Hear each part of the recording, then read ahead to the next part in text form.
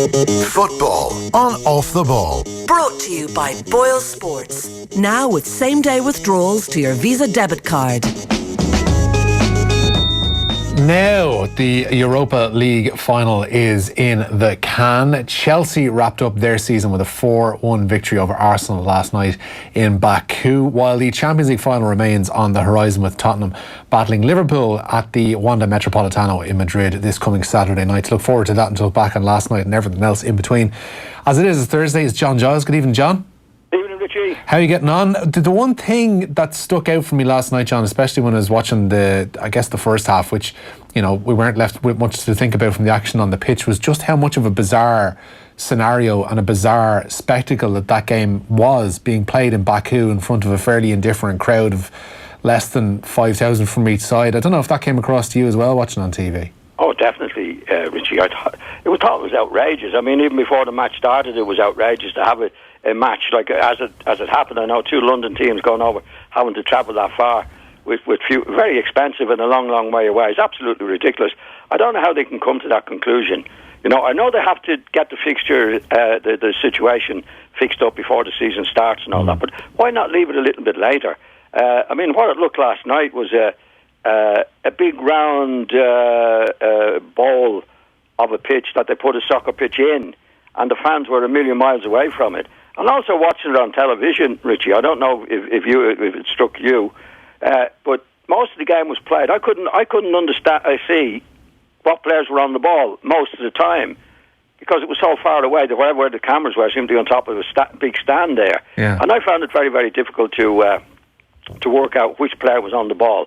I know they did come down closer at times, but the general part of the game, the most of the game, was televised from a long distance. I thought it was very, very badly done. That's the kind of thing that they can easily sort out beforehand or know about beforehand. Whenever about Baku and the issues of getting there and getting back from it for the fans, like the actual bricks and mortar of the stadium, they're well aware of and should make provision for and all that kind of thing. And they should know that this place isn't suitable for a football match. I mean, we've seen Europa League finals in particular in recent years being played in the likes of Stockholm, being played in the likes of Basel, and they're like 100% suited because they're football grounds. Whereas this thing is just one of those enormous domes.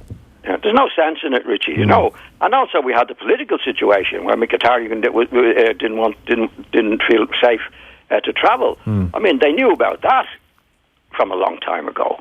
You know, and well, they didn't know Mkhitaryan would get to the final, but there was always a possibility that there would be some people not feeling safe going to that particular venue. Well, you just can't make it out.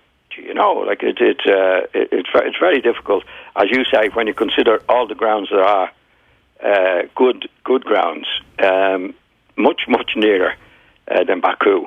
It just doesn't make sense. Well, it's a problem that we're probably going to come up against again this time next year, because Baku, as we know, is one of the venues for this spread out Euro 2020 across the entire continent.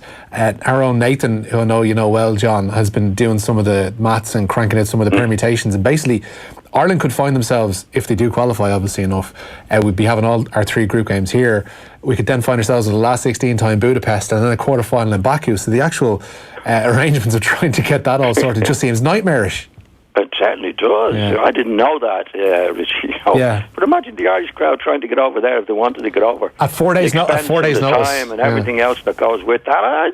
It's just madness, you know. I mean, in the competition that they've created, I understand that they have to spread it round. Now, they don't have to go to Baku. But last night, Richie, was like they could have picked anywhere for beforehand as a date that suited, you know, they're going to have it at that date last night anyway. But certainly they have plenty of time to realise the dangers politically and also the trouble for... But the fans last night didn't even travel, did they? No. I think they got 6,000 tickets each, Arsenal and Chelsea, and they could only sell half them, understandably so, to go to that particular venue. it's just ridiculous. Yeah, it's a strange one, all right, and it does nothing to promote the game ultimately, which is what they're looking to do with these kind of moves, is that they want to spread the game into areas and give these kind of showpiece events to areas that might usually have them, but it ends up working against you because you end up with a final that has no atmosphere and it's being played like a pre-season friendly, and that's ultimately what we had for the first 45 minutes for sure in Baku last night. I wouldn't put that down to the venue. Both sides, that could happen to any side, and maybe, early on in the game, particularly, both sides don't want to make a mistake. It could be that. It shouldn't be. That's why it wasn't very exciting in the first half by any means. I thought Arsenal had the better of what was going on in the first half. But second half was very good. I mean, they made up for it. Chelsea made up for it. Arsenal made up for it.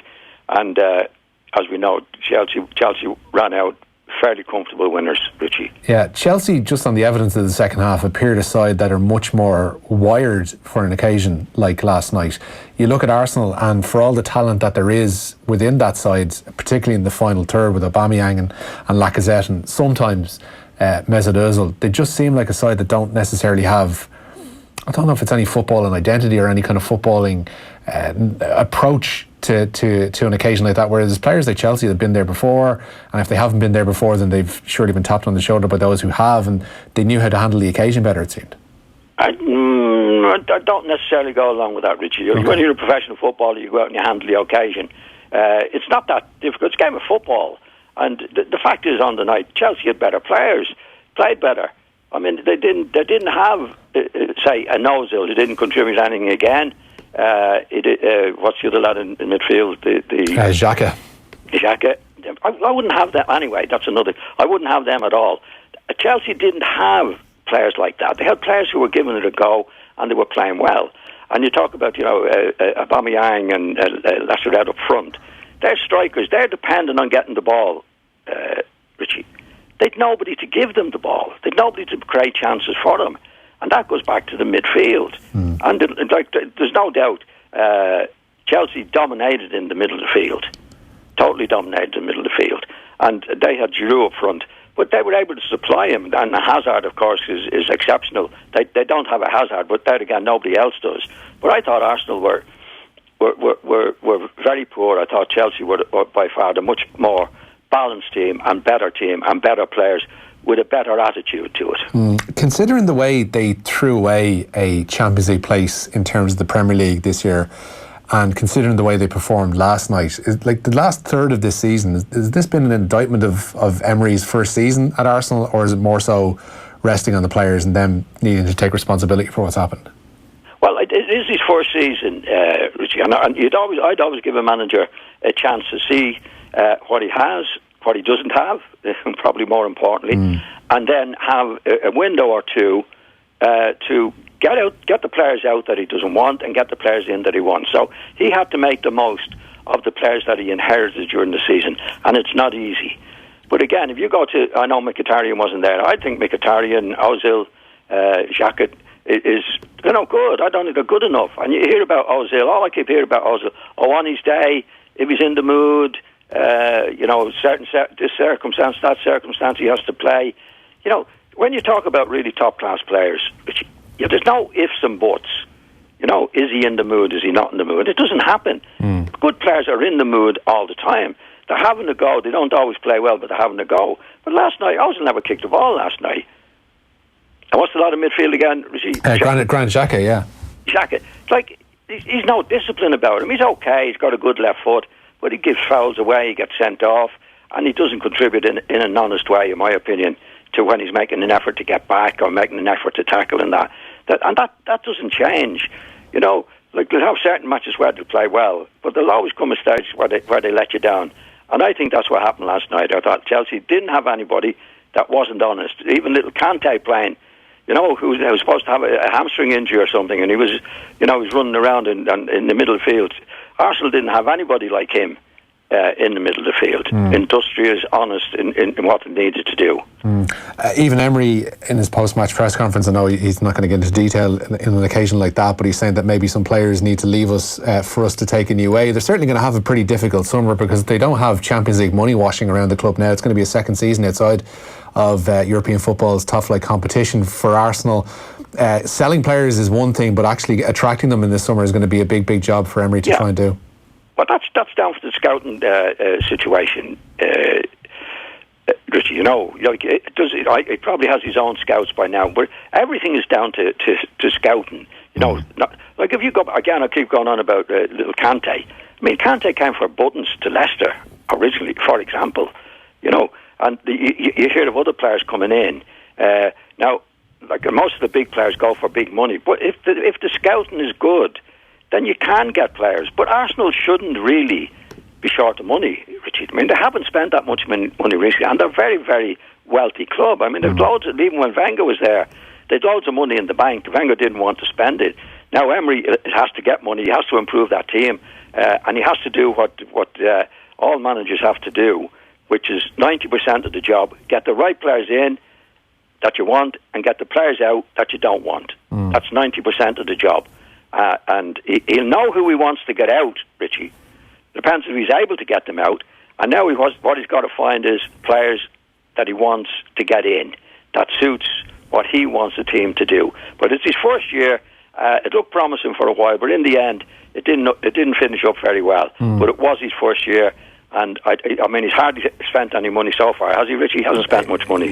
Lucas Torreira, in midfield, cost a bit of money. I'm trying to think when Aubameyang and Lacazette came in, they might have predated his arrival, but certainly I think they did. There's a job. But Torreira's not bad, Torreira's worth the money that he spent on him. He's a goer. They just need somebody to complement him in the middle of the field. Yeah, I mean, they're looking at you look at the likes of Aaron Ramsey, who would have played last night. You would imagine probably in place of somebody like Granit Xhaka, but he's heading out the door. Petr Cech's heading out the door. Danny Welbeck's heading out the door. All of these on freeze. So based on that alone, there's a lot of replenishing and a lot of squad work to do for Emery. It was bad management from last year, Richie. When Wenger was going, I think Wenger lost control of the comings and goings there last year. There's no out, and they made some dreadful decisions. I mean, they gave Ozil a record quote of about 340 grand a week. They made that, and they made the decision not to keep Ramsey. I mean, Ramsey's a much better player than Ozil and contributes a lot more. So they made terrible decisions. When Wenger, I mean, what Wenger said last year was, I don't mind taking stick for the people that I bring in, but I don't fancy taking stick for the people I don't bring in. Because the other people they got a director of football or somebody else was doing the buying and selling and keeping the players. They made some terrible decision when Wenger was on his way out, and they're paying the price for that now. Yeah. There's no doubt about that. John, Ramsey going was a terrible decision, Richie. Yeah. It's an indictment of how their contract process has worked, and that's been the case with a number of players right up until Aaron Ramsey, and I think they're probably almost certainly going to put an end to that. John, I want to talk to you about Chelsea, and I want to talk to you a little bit about the Champions League final coming up on Saturday as well. So just hold the line there. We'll be back after this.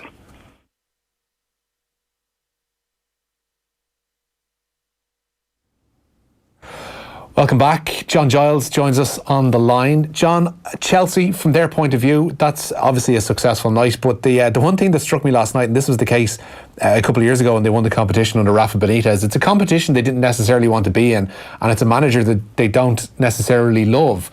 And they are more than likely, if reports are to be believed today, going to lose Maurizio Sarri, possibly to Juventus, it seems. He's going to be allowed to speak to the Italian champions over the course of the next few days.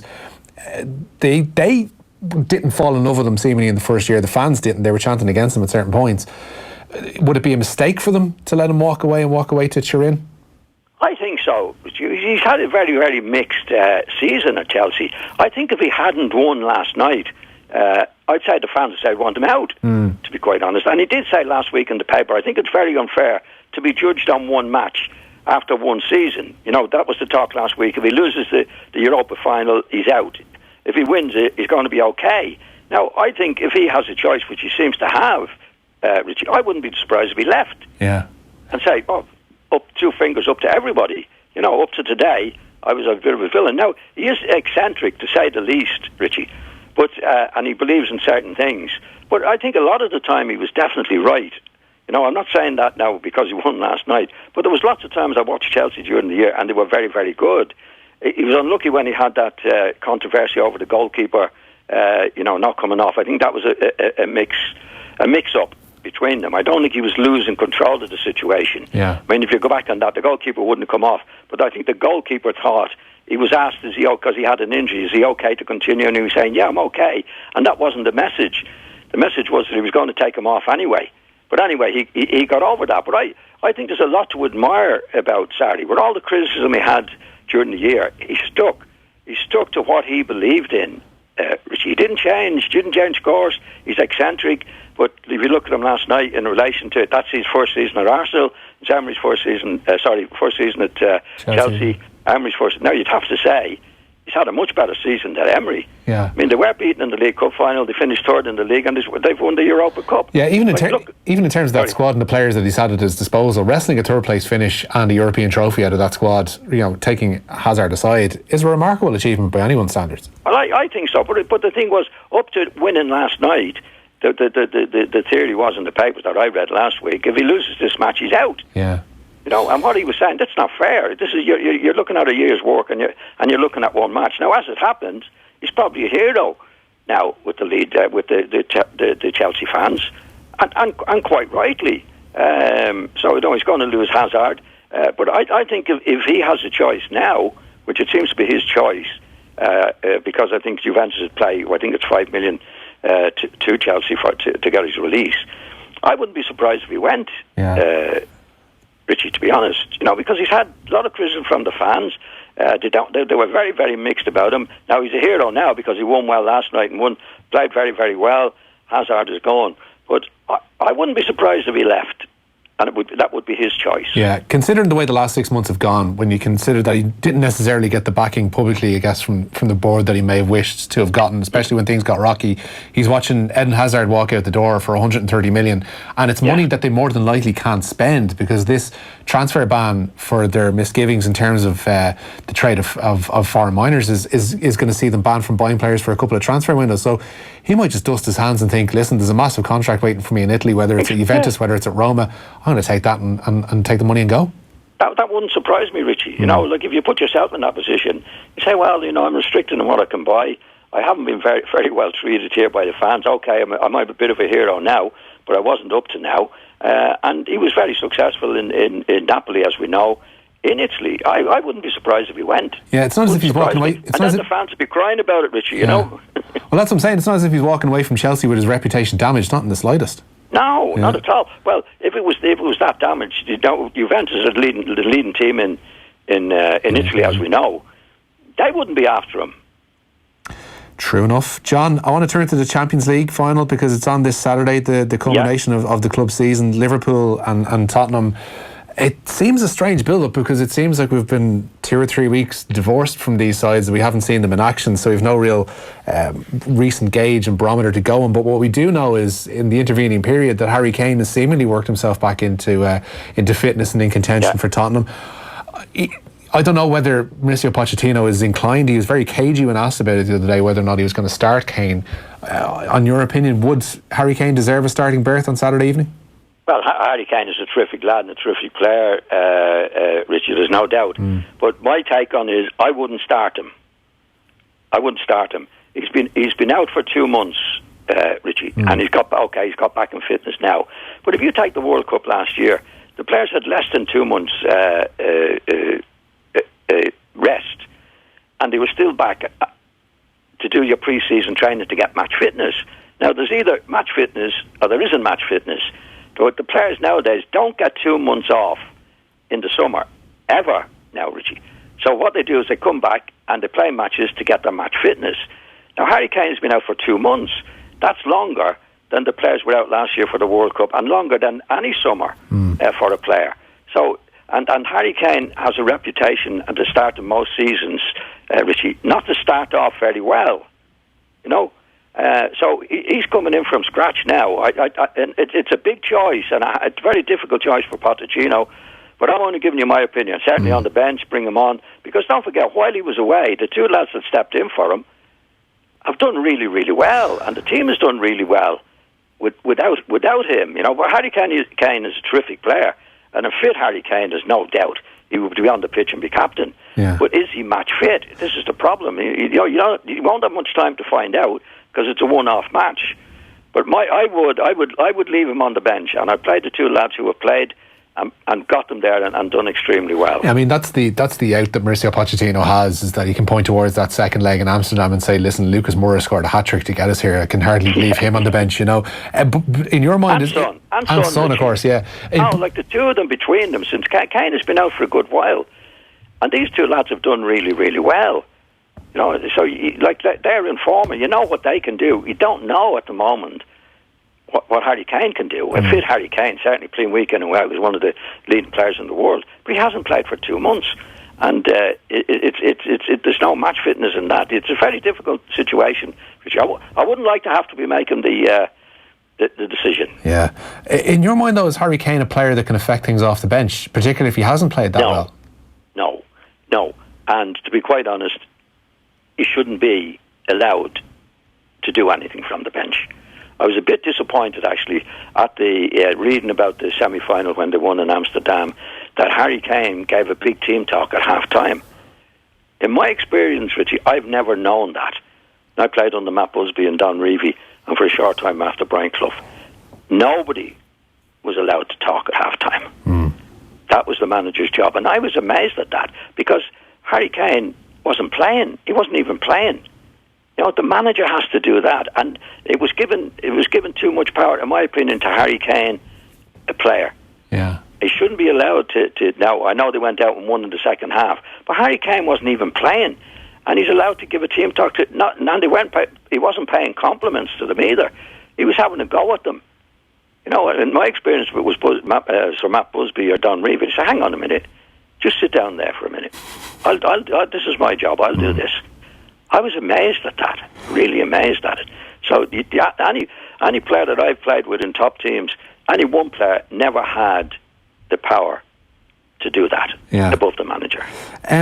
Pochettino's future as well, I guess, kind of remains up in the air heading into this match, despite the fact that as you kind of look around Europe and the job possibilities and the job openings that were there for him maybe 2-3 months ago, when both the Real Madrid and Manchester United gigs appeared to still be viable options. Both of them now seem closed, unless Manchester United want to take radical action with Solskjaer in the summer.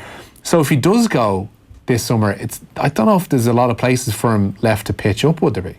Well, there isn't, Richie, you know. But if you look at his remarks over the last couple of months, they'll be very contradictory. And the contradictions came with Zidane, in my opinion, going to Real Madrid, and Solskjaer being given a three-year contract. And I think he does realise, as you say there, where can he go? Where can he go that's better than Spurs at the moment? I don't see anything. So his comments over the period of time have actually changed. You know, a few weeks ago when the jobs were available, or looked like to be available, he said, well, we've got to do something, you know, the chairman's got to put his hand in his pocket, we can't keep going the way we're going. And then that changed to something else, and it changed to something else, to at the moment, as you say, there's no big job in sight, or seems to be anyway. So I think his comments haven't been as critical of the chairman as they were a couple of months ago, because I think at the job he has at the moment is probably the best job that's available for him at this particular time.